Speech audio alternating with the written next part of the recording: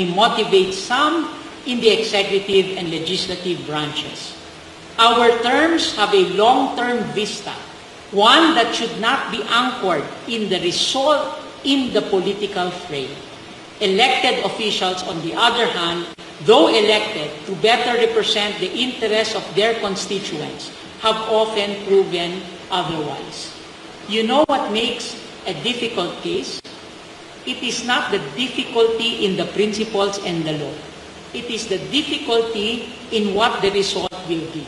Because we know that if the result favors one politician over the other, we will always get the ad hominem attacks from everyone out there saying, because this is the result, you coddle this person.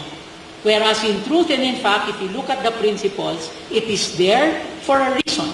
And it is there in order to maintain the rule of law and justice and for the long run. Okay. So I guess you also have that feeling. Because once you choose who to prosecute first, sasabihin nila, bakit siya nauna? Hindi ito. So kinakadal nyo yung hinuhuli ninyo.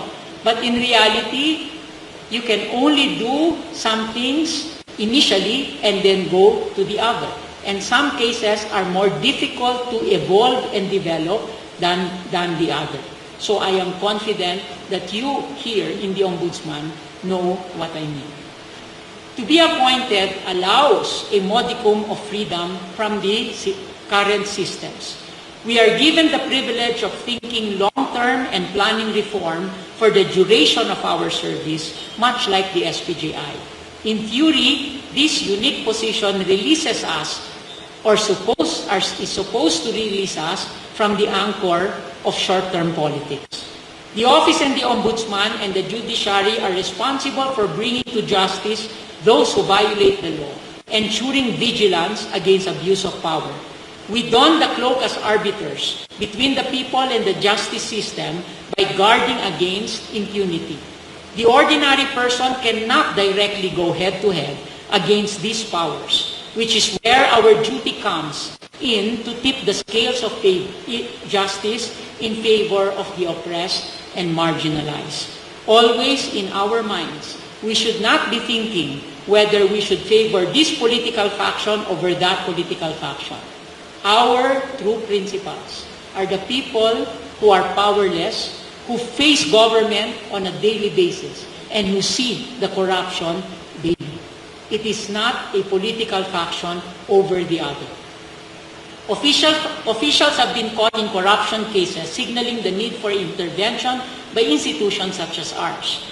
Recent events have revealed the need to further strengthen our institutions, streamline our processes, and prevent delays in the administration of justice. Our role as vanguards of justice is now more than ever apparent, and we are called to respond at a crucial time in our justice system.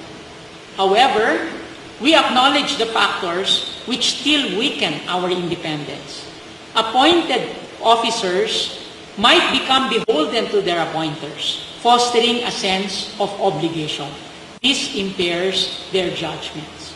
I would always say, after you are appointed by a president, after you are appointed by the person that appointed you, your duty now is no longer to the appointing officer, it is to our people. Let me just share with you one of the first votes that I cast after having been appointed by President Pinoy was to cast that deciding vote, saying that President cannot remove a Deputy Ombudsman. Gonzales versus Executive Secretary. I reached the court, 7-7 sila.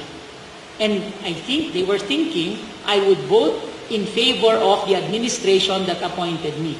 That was one of my first votes, to vote against the administration for me. By the way, that case is also still very relevant to you. Gonzales versus Executive Secretary. Then there is the expectation, even within the judiciary and perhaps in the Ombudsman, that when you are appointed, na dapat kayo nakakausap. To be nakakausap, ideally, means that the judiciary or the Ombudsman can provide accessible justice to litigants, always listening to the burdens of those marginalized by the existing system. Ibig sabihin, dapat nakakausap kayo ng mahirap. Sasabihin sa inyo, ang hirap po dito, ang tagal po namin, nakakulong kami, hindi namin ma-afford yung bail, ang tagal-tagal po yung schedule ng calendar. Yun po yung nakakausap.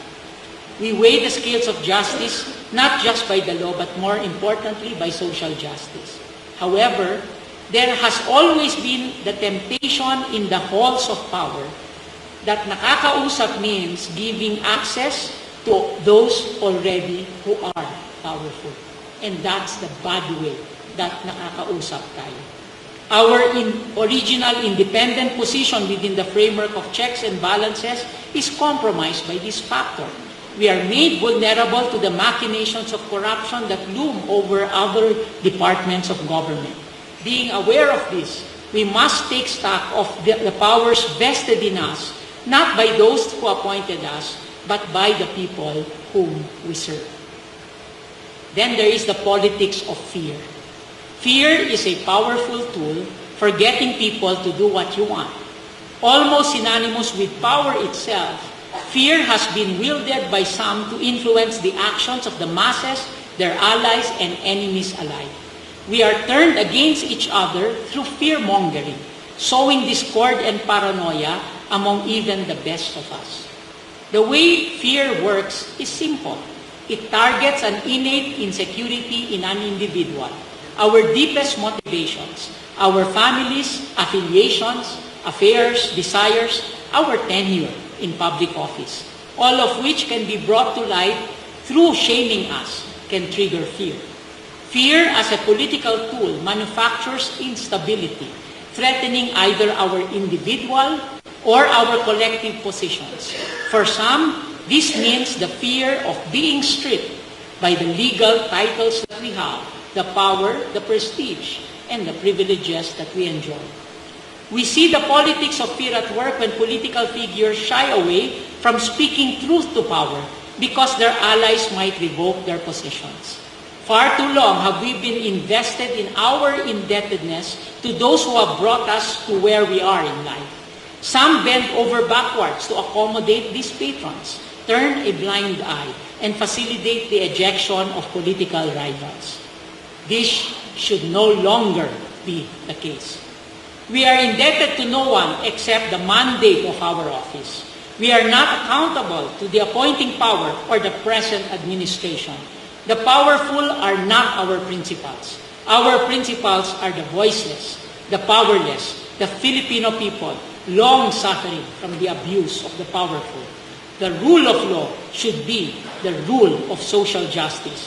What must be legal in our hands must be what is just. This is not to say we ignore present realities. I have spoken extensively about the need to interpret the law in context. The law is not a monolith to be followed blindly. Its text, a codified norm, and like all texts, must be read against the social, historical, and political factors that produce it and that continue to support it. Contestation of dominant views that have not worked for everyone, not the mythical deliberative consensus of the anonymous few, is the foundation of democracy. Contestation and challenge is the foundation of democracy. Law and its interpretation should be the product of that contestation. Our Constitution embeds the words social justice as one of its important principles alongside democracy. Social justice should be elaborated in every case we decide and every case that you file. It often requires that we not deliver on the short-term political expectations of those who consider us their allies. It may be that social justice, the result required to favor the vulnerable and the marginalized, may be a decision or a position that goes against the interests of those in power. It may be that the requirement of social justice requires you to judge your demise as a public officer. That may be possible. While we hold public trust, we must always be aware that the power entrusted in us is temporary. We must not fear losing it if doing so means we have done what is right. The moment we believe that our task is to prolong our tenure in office, regardless of whether it will address the liberation of our people from oppression and abuse, we will become lost in a false rhetoric fueled by paranoia and grandiosity. We become slaves of the greedy. We must understand, however, also that we are not here to be saviors of the masses. Instead, our role is to understand the narratives of those who suffer and to enable and empower them. We are only as good as the work we do in raising the consciousness of the people we serve. Our work is to help them recognize their latent power. For the judiciary and the ombudsman, this means always improving this concept of access to justice. The people do not need a Messiah to save them. That is impossible. EDSA 1 and EDSA 2 taught us that there can be no Messiah. People power should remain people power, not a legitimization of a faction of the elite using the rhetoric of democracy and people to further inequality and disempowerment. Tulad nga ng palaging sinasabi ng iba, walang magpapalaya sa atin kung hindi tayo mismo. Walang magpapalaya sa atin kung hindi tayo mismo. Hindi presidente, hindi savior, hindi Messiah. Taong bayan, organized, demanding of us that we do our jobs. This is where we begin dismantling the politics of fear. When we look beyond our positions and titles and focus on the work of empowering and enlightening our people, we become safe from it. We become ready for our own demise. We accept that we will not be remembered as heroes. We accept that our legacy is to lessen the suffering of our people, even if we are not remembered. Our goal is liberation, not remembrance. I repeat, our goal is liberation, not remembrance.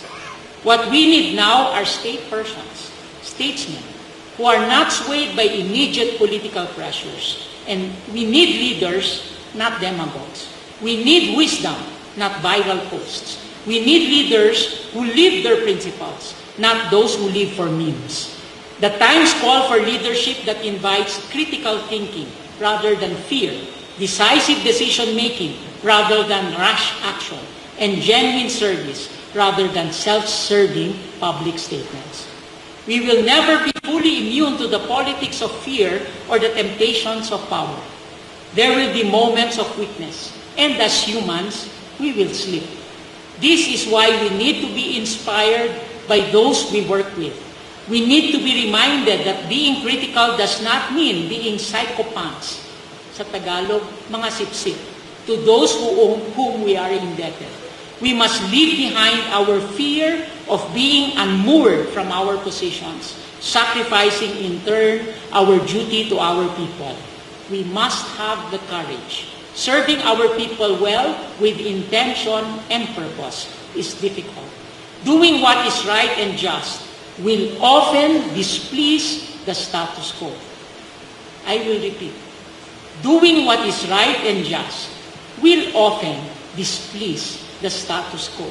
If we live under injustice, then it should displease them. That displeasure will invite a propaganda of shame to be directed at us. I know. I have been there. I am still there. You should know. You have been there. You are still there. They will do their work. Our response should be to do better. Doing better, we contribute to unmooring the foundations of their greed. Doing better, we will lessen our own people's suffering. If that be the price of our service, then so be it.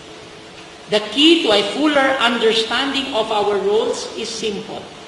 Our titles and our power are not for us. It is not about us. It has never been about us. And therefore, we should aim never to only be remembered. Finally, I leave you with two further ideas that have inspired me. First, the worst emotion to feel at the brink of death, and this is very important, to think about that moment that you died. The worst emotion to feel at that brink of death is regret. Regret means that we live in the present, hoping that we have done better in the past. Regret is best addressed by realizing the privileges we have now. Regret can be avoided by being critically aware of the consequences of choosing convenience right now over discomfort, even though we know that discomfort leads to what is right for others. Do not let regret be the legacy that you leave. Serve with integrity while we still can. Choosing to do nothing or choosing what is convenient but not just is a political act. It not only causes injustice for our people. If we do that, it is the cause of injustice. At some point in our careers, many of us are tempted to simply be quiet. We grow tired. We grow comfortable. We tell ourselves that someone else will speak, that someone else will act, that this is not our fight. But silence is never neutral.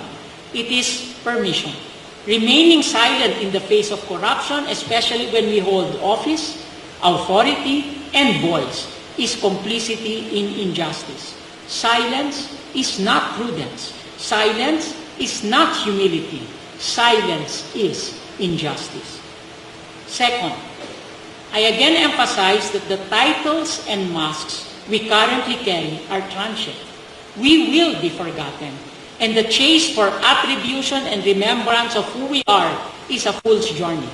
What is important is that we know, when we are alone and forgotten, that our lives have mattered, that we have not only lessened the suffering of another human being, but also contributed to a society where all have the capability and the ability to achieve a meaningful life, not like what we have right now.